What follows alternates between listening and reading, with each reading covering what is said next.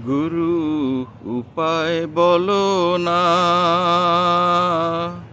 জনম দুঃখী কপাল পোড়া গুরু আমি একজনা। গুরু উপায় বলো না, জনম দুঃখী কপাল পোড়া গুরু আমি একজনা। শিশুকালে মইরা গেল মা,